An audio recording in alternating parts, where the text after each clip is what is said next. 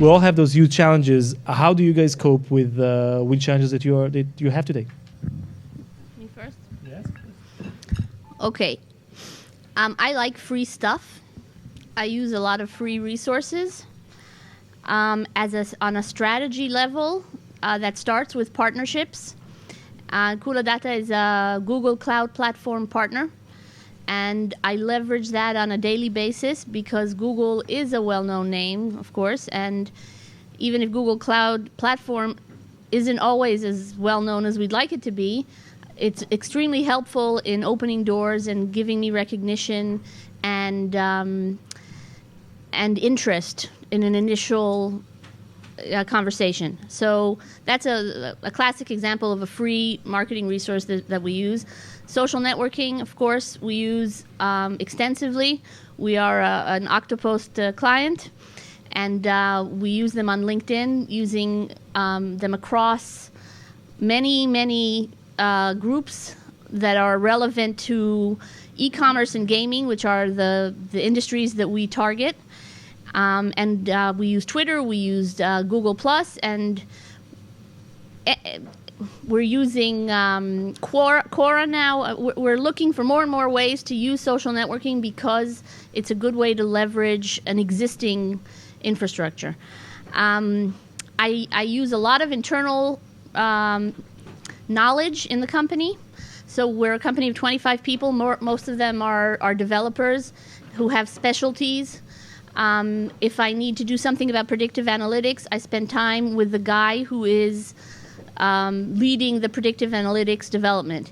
If I need to do something that has to do with storage, I talk to the guy who leads on that, and I get a lot of their knowledge and information, which I imagine in bigger organizations is a lot more difficult to do. We use meetups. That's a new resource that we're starting to use in Israel and also abroad.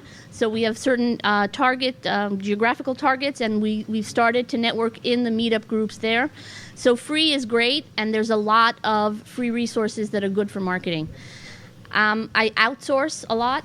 It's cheaper for us at the level of sort of volume that we need from of specialties. Instead of hiring people, we outsource. And so we have help that we get on social media. We have help that we get on communities.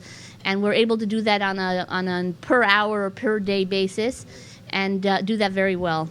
And then I use content and advertising in a very, very focused way. And so focused advertising means people think they need big budgets to advertise on Google or to advertise on Facebook. I do sometimes do that, but I also look for more specific opportunities. Last week we were in Amsterdam for an event that we initiated there together with Google, and I was able to find newsletters and technology portals and an e-commerce blogger and sponsor very specific activities that they do effectively to get the leads and the registrations that we needed for our events. And so those are small budgets that are very targeted and focused. So those sort of how I deal with it. Is there a question here? Yes. Do you use growth hacking techniques or? Look, growth. I just Okay. About growth hacking. Can someone here in the room tell us what the hell is growth hacking and how it's different from marketing? I'm actually building a presentation about it, so maybe I can say something. Yeah, so can you just talk to the microphone? Sure. Growth hacking, if you want to see the most used term in the entrepreneurs community worldwide, growth hacking is one of them. Yes. I was always under the impression it's just like a fancy name for marketing without a budget. It's actually a combination of a few techniques that in the marketing, I said that it's a combination of a few. Before that, can you present yourself? I'm an entrepreneur. My name is Lior, and I'm building a startup online, and I'm struggling with marketing, so I went into growth hacking to try to find a solution. So it's basically a combination of methodology of a lot of subjects that related to marketing, like SEO, landing pages, email marketing, PR, UX, onboarding, a lot of techniques that are combined together. And what I've noticed from researching this subject for over a month now, that it's actually focused on the one area that startups usually don't pay attention to, it's activation. Like they launch a product, they do a nice PR, they get a few thousands or tens of thousands of users, and then nobody comes back. So they try to think about raise more money or raise capital to do more acquisition and from there to convert, but they don't think that the activation point is completely broken. Okay, so if we want to focus on your question about growth hacking. Yeah. First of all, from your perspective, is that relevant only for online products? I think it's relevant to any system now. I think it's relevant to any kind of, it can be enterprise, it can be online, it can be any type of... When you're saying growth hacking techniques, what do you mean? What does it mean? It means, again, a combination of a few stages. It's a full process that its purpose, I think, from what I've learned so far, it's mainly to do activation on existing users that are on the database without trying to, spend a lot of money on acquisition. Okay. Yeah. I think I arranged enough time for you to think about a good answer. And translation. Yes. I think the way you define activation is more consumer definition from the way you defined it, and we're here for a B2B panel. So from that definition, no, I don't, because I'm targeting businesses. And I'm also... Okay. Some of my clients are businesses. Okay, so the level that we are targeting businesses at right now has marketing automation in it and has a lot of guerrilla marketing in it. I think there's a lot in common between guerrilla marketing and growth hacking. And so from that perspective, it just means original approaches and sort of out of the box. How do we do this without paying a lot of money, right? Exactly. Of course I do that, and that's all the free stuff that I talked about. But I don't target mass users to activate them because that's not the product that we have. Right. Okay. The question was about managing time in the context of social media.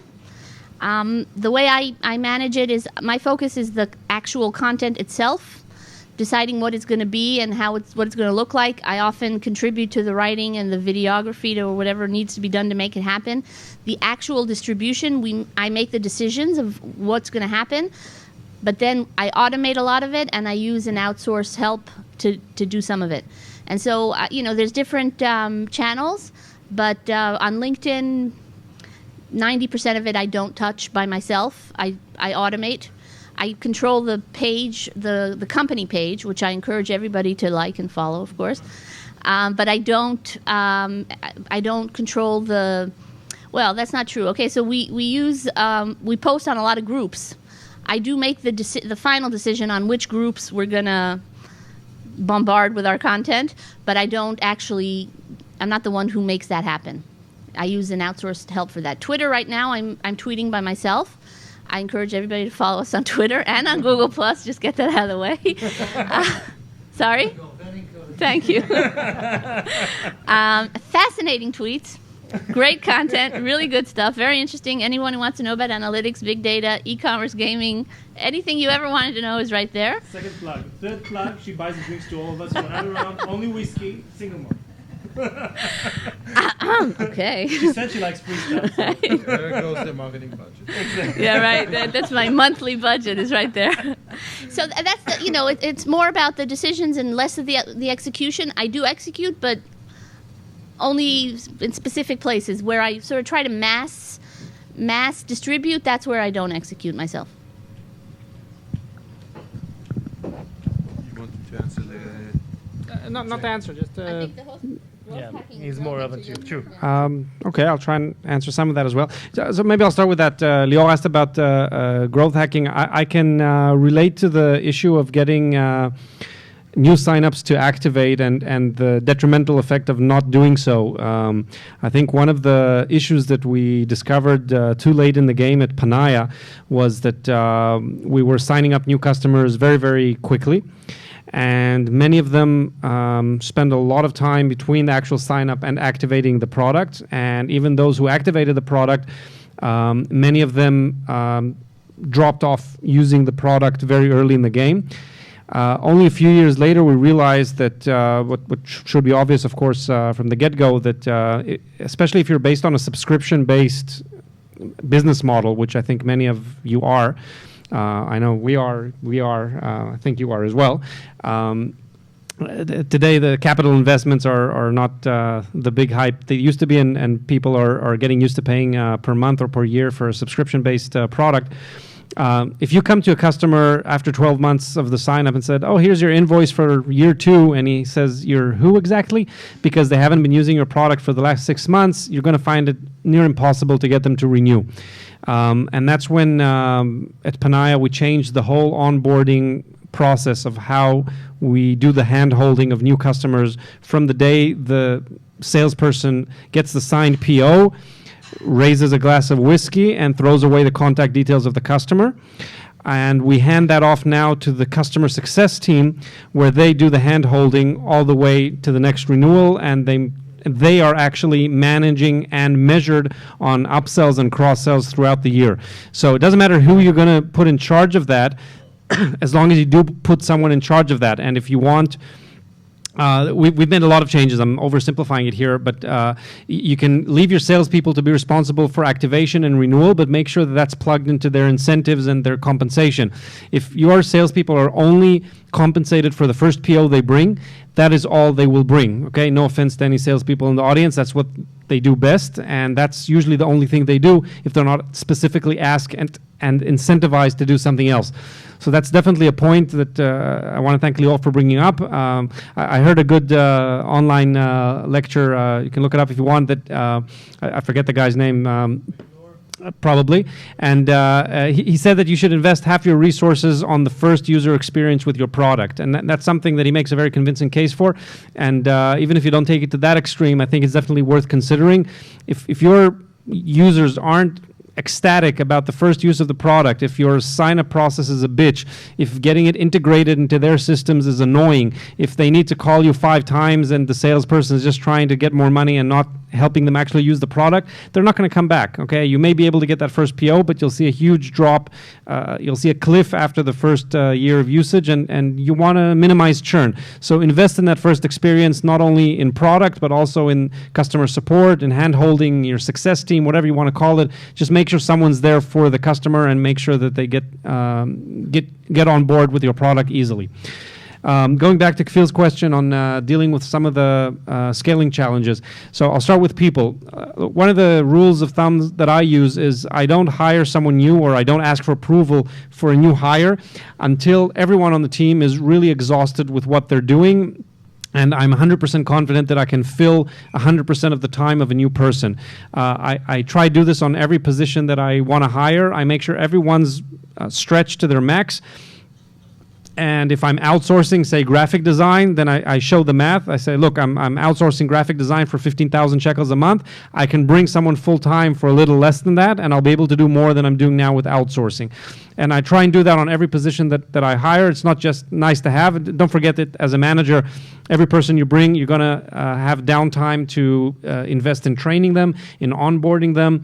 After a few months, you'll know if you made a mistake or not in hiring them. And if you can't fill their time, it's very time-consuming to manage someone who you can't fill their time in. It's maybe counterintuitive, but it is. Okay, so you want to bring someone where you can immediately bombard with work and do a short training period and get them to work in a way that will decrease pressure from you and not add more pressure. So that's one rule of thumb that I use. The second thing, if you're a believer in the Jim Collins philosophy of get the right people on the bus and then decide where the bus is going, the author of From Good to Great and Built to Last, that's what you want to do. You want to hire the right people. If I have to choose between potential and experience, okay, within reason, of course. Okay, if I need someone to manage the Russian market, I'm not going to hire a French person.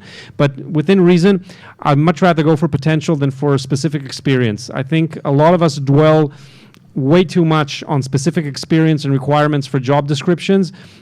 I'm looking for someone with a minimum 5 years experiences of managing Facebook. Well, Facebook hasn't been around for that long. Where are you going to find someone with 5 years experience doing that? I want someone with 7 years experience doing social B2B inbound marketing. Okay, people, get real. Hire someone with a head on his shoulders or head on her shoulders. Talk to her a couple of times. If she makes sense, hire her, and she'll learn how to do it. Okay. When I joined Panaya, I had zero experience in email marketing. Okay. Now Kfir is inviting me to panels, and we're talking about email marketing because I learned how to do it at Panaya. Okay, I started there 5 years ago. The first year was a learning curve, and since then, we've been taking it to new heights and doing amazing stuff. So just hire for potential, not experience, again, within reason. That's why I never post in my wanted ads anything about academic achievements or even specific titles, because I just think they're irrelevant. Marketing is not something you learn today. I never did a marketing degree. Yes, I have an MBA. I think the part of that dealt with marketing was absolutely negligible to what I'm doing in my job today. Many of the best people in marketing today studied philosophy or engineering or a law degree. So it really doesn't matter. Just hire for potential. That's more or less about dealing with people. One last tip on people is if you don't already incentivize your employees to bring their friends to work for you, you should. Not only has experience shown that to me, but also research shows that employees that came to the company with one of the friend brings a friend scheme are more loyal to the company and will stay longer and will be happier in the company. You can intuitively understand why. In a nutshell, if one of their friends brought them to the company, they're laying their reputation on the line. They're bringing someone who really thinks would fit in the culture and have the required skill and experience to work at the company. If someone is coming to work because a friend of his works there, he already knows that his friend wouldn't bring him there if he didn't think he fits the culture and has the required skill and experience. And the fact that he's working with one of his friends also makes it a better working experience for him. So everybody wins. And usually the friend brings a friend schemes, the payout that the company pays is about 1/3 of what they would be paying a headhunter or a external placement agency. So everyone wins. So please do that and use your employees to get the best employees that you can hire for your company. I talked a lot about people, so I'll just say a few sentences about working within budget and increasing budget. One thing I think Yaniv mentioned is today we're asked to show ROI on everything we do. So in that sense, I can tell you at Panaya we had a rule of thumb that about 80% of the marketing spent had to be on things that we can directly measure what we were doing. And not all of those things are intuitively measured by all of us. For example, trade shows. I've been working the last few months with several companies doing some consulting work, and some of them looked up to me when I said, well, how do you measure the success of your trade shows? And say, well, the salespeople were happy. We gave away teddy bears. Everyone was happy. It was a beautiful trade show. And I say, okay, but what about the numbers? 6 months later, can you attribute specific sales to that trade show? Do you know how many new leads you met versus old leads that were already in the system? Do you know of the 800 leads that you met, do they represent 400 or 600 accounts? Can you tell 6 months later how many opportunities are at which stage? And they're like scratching their heads. No, who does that? Well, you can do that. You can do all of that. I'm not going to go into all the messy and gory details today, but say you have to do that. And if I want to splurge $200,000 on a trade show, I better be able to prove that last year's show that I spent $150 on brought in $2 million of sales. And at Panaya, we can do that. We can do that, and something I recommend that if you're not already doing and you want to get another $100,000 to do a trade show, you better be able to do that. So get your act together and put together the right measurement tools. You can measure literally almost everything you do today, not only online, but also offline. And trade shows is a great example of that. Okay, enough for now. Good stuff. I love the sound of my own voice. It's a great voice. So, as the bigger company in the block, I will provide you with a little bit of a structured answer as well. So, how do you cope with it? It's very simple. We are doing what I call top marketing. And what is top marketing? Top marketing is comprised of technology, organization, people, planning, and as important, promotion, and I'm talking about internal promotion.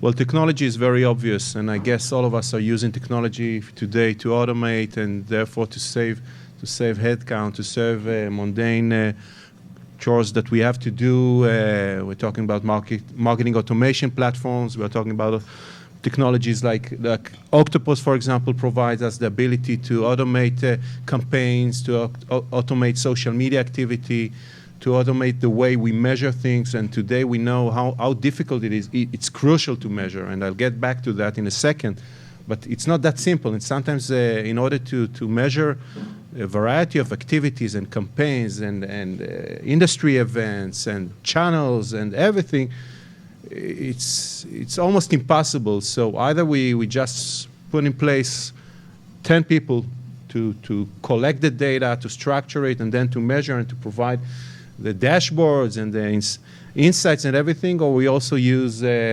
technology to do that. But in most cases, it's a combination. Organization. In our example, as I said, we have many people, but probably you will not be surprised that the larger the organization gets, the more dispersed it gets. And sometimes it's very, very difficult to coordinate this huge organization, to make sure we leverage our competencies and make sure that we are not duplicating efforts time and again, time and again. I will give you just one example. Campaigns. We are organized in 3 different regions, of course, not a surprise. And until recently, the campaigns were driven by the regions. Not necessarily at the same time, not necessarily driving the same solution. So just figure out that the poor solution marketing needs to support 3 different campaigns in different time frames, if at all. So they are duplicating their efforts at least 3-folds. We have moved to a completely different set. Now we are driving global campaigns, making sure that at least part of our marketing activity is being driven through global campaigns. So making sure that they are aligned across the 3 different regions at the same time, using the same efforts. So now every piece of content that is being developed, every activity that is being done twice, utilized by the 3 regions at the same time. Sounds very reasonable. Yeah, not that simple to do, not that simple to get to that point. But once we are there, we are saving a lot of time, saving a lot of budget, and of course getting to a much better results and impact of our activities. In order to do that, we need to drive the activities from the center. Again, easily said, not very easily done. To align the processes, different processes in different regions, in different LOBs. So from a center point of view, if you need to manage those processes and to provide services to those processes, just think of lead to sales processes that are running in a different way in the 3 different regions, and you need to support that. Even with your marketing automation technologies, it's a nightmare. It's days and nights of just endless work. These are things that we are changing. People. You've mentioned people. I totally agree with every word. I would like to add to that from my point of view, I'm putting a lot of focus on new skills. And today when I'm looking for new people, to recruit new people, I'm looking into new sets of skills than in the past. And that's basically due to a very significant change that marketing is going through from what I call moving from a marketing of kind of an artsy trade into a science trade, which is a completely different requirement from us. But this is a completely big discussion that we can do in the next meeting. But in any case, today I'm looking for people that have very strong quantitative capabilities, very much interdisciplinary skills, the ability to do many things, different things, and not being very much focused on the ability to just create messages or create content or measure things or would you say that it became more analytical, more mathematical type of professional marketing? Absolutely. Absolutely. Yes, the question was whether marketing today is much more of a mathematical profession or much more measurable, the need to have the ability to measure things, to understand numbers, to understand to set KPIs. This is absolutely the situation. And today, every new guy that I will or girl that I will recruit, if they will not have strong analytical skills, they will not find a place with our company. And of course, on top of many other things that they need to know and do. The fourth element is planning. Okay, again, this is not a surprise. The better we plan, the better we can utilize our resources to understand where to utilize them, to be able to set priorities. It's very, very difficult, but without priorities, we just cannot manage the scale of the activities that we need to do and the services that we need to provide, and to differentiate different modes of activities. Because when we define different modes of activities, we can align our resources and optimize them. Different types of campaigns. I mentioned global campaigns, for example. This is a completely different set than a local campaign or a thought leadership campaign. I need different resources, neither skills, different types of people. That's the ability to maximize the resources that I have. And the last and not least is promotion, internal promotion. And it goes back to the issue of first of all, we need to justify ourselves today more than in the past. And in order to do that, everything that we are doing, we need to promote internally. Promote internally to our own partners at marketing, to our own customers at the company, and of course to our management. And everything we need to make sure that we have visibility, that the company has visibility to our plans, to our activities, to the objectives that we have. We need to set clear objectives at the beginning of every activity that we're doing, set KPIs, and everything could be measured. Everything could be measured, should be measured, must be measured, and will be measured. And of course, to secure the endorsement of the management to our activities. That's the only way, not even to increase the budget eventually, at least to maintain the budget, to maintain the marketing budgets that we have.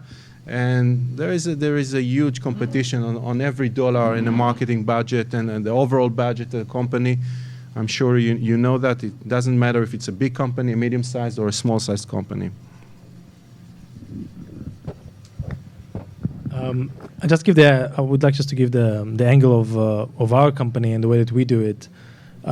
First of all, as everybody said here, it starts with measurement, because without measuring the specific business processes that you do, you don't know where do you need to invest your next dollar. You don't know what is the weakest link. You don't know what is the place that you really need to improve in order to get better results. In our cases, get better results to our clients, and not necessarily putting the next dollar, but also putting the next hour of employee, because our challenge is resources. It's less the budget part, it's more of the resources part.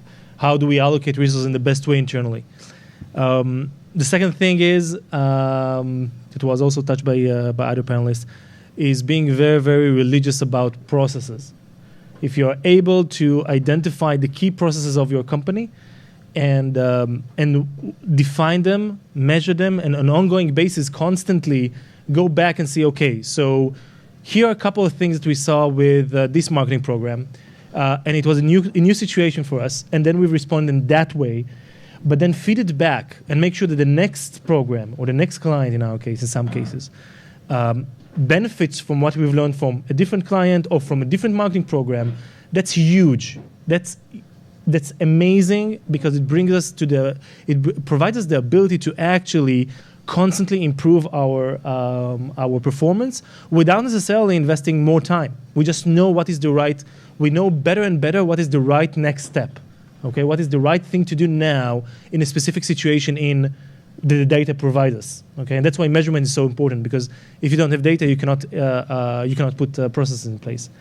The last thing is automation, but more than just the technology of marketing automation that we are working both internally and supporting our clients with it, and so on, is trying to automate as much as possible, but with one goal in mind. We want to reduce the fluff.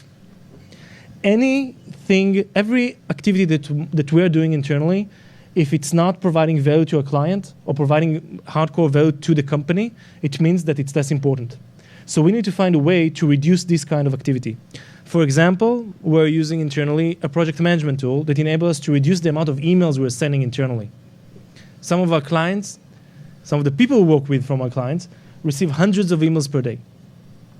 It's unmanageable. It wastes tons of time. And some of our clients, I have to admit the smaller ones, are playing ball with us, are working with us in the same project management system. So we don't have to send them emails, they don't have to send us emails, they don't have to ask us what is the status of X. And also internally, when I have to talk with the Reddit seats over there, and instead of having this long discussion of what happened this week with this client, and what did we provide them, and what did they provide to us, and what was taking us too much time, and so on, and so on, and so on, we just, with a click of a button, we have everything out there. It's ready. I can check it on my own in the middle of the night. And when we are talking at 9 a.m., we already have the facts. Now we just need to talk about the things that need to be done.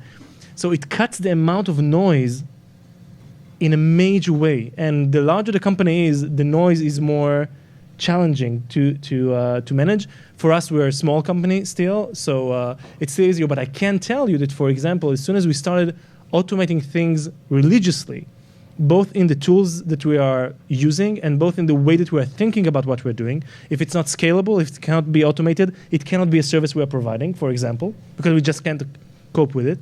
We've increased our effectiveness and efficiency in a huge way. For example, it takes us to onboard a client, instead of a month, it takes us less than a day. Meaning, for us, from our perspective, when we are onboarding a client means the time from the time that we got the PO from the client till the time that we kick off the project itself. We already have a template of all the things the client needs to provide us. With a click of a button, the client gets an email. These are all the things you need to provide us. Now, it sounds as if it's, if it's minimal, if it's a minimal kind of effort, but it's not. Because especially when working with companies like, for example, Nice Systems, large companies, that it takes time to get this whole machine working, to set up a campaign, to set up a project together.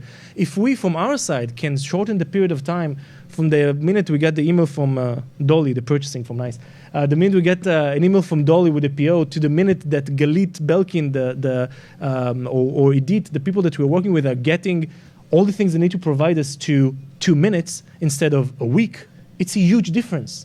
Okay, so there's also a webinar we've done together with Octopost about the same topic, and we've drilled down to that because we've shown not only method of works, but also how we connect all the different tools, all the different systems to automate as much as possible. For us, if a person needs to do the same thing twice, exactly the same thing twice, something is wrong. It means that we need to find a way to automate it. We don't necessarily succeed in it, especially when talking about, for example, using social channels. You cannot automate everything. You have to keep the human touch. But if we have to do the same thing twice and we didn't automate it yet, we didn't write a script, we have a team in India that we're working with for doing those small apps that connect the dots for us and so on. If we didn't do that, it means that something is wrong here. And to tell the truth, it's a matter of religion. If you believe in that and you are focused on that, you will get more out of your current resources because it doesn't require more budget in a significant way, and it doesn't require more manpower. Just use them and work with them in a different way. Okay? I just realized how much time I'm wasting having lunch every day. Exactly. So we have those small, we have the small capsules. We give all our employees.